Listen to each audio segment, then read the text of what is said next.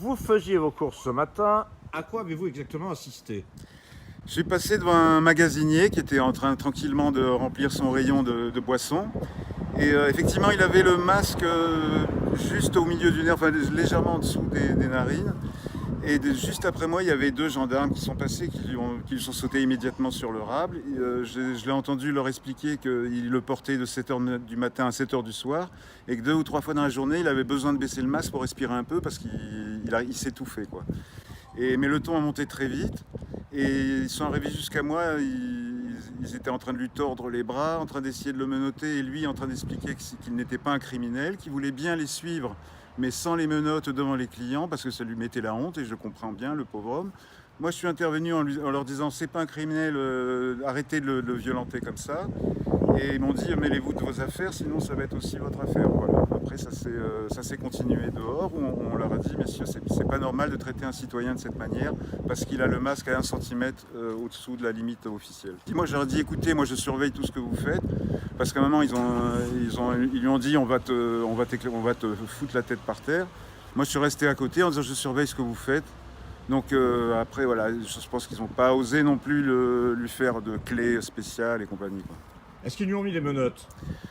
Ils n'ont pas pu lui mettre les menottes jusqu'à ce qu'au bout d'un moment, je pense que c'est le patron du magasin qui est arrivé, qui lui a dit calme-toi. Enfin bon, ça a pris.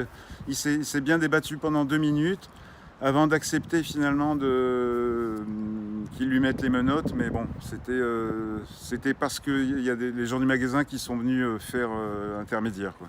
Pour moi, je suis choquée parce que pour le port d'un masque, un masque qui était mal mis, il a été arrêté de façon assez violente devant la clientèle, devant mes autres salariés féminins qui pleuraient, qui étaient choqués.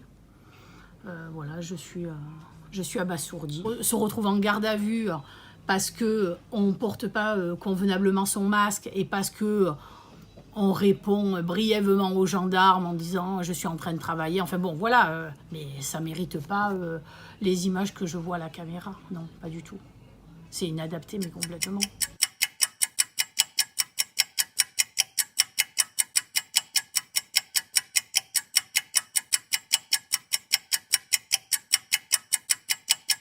Écoutez, après, peut-être qu'ils ont des directives et qu'ils les ont appliquées. Je pense qu'il y a un minimum de communication déjà à la base et de respect accessoirement.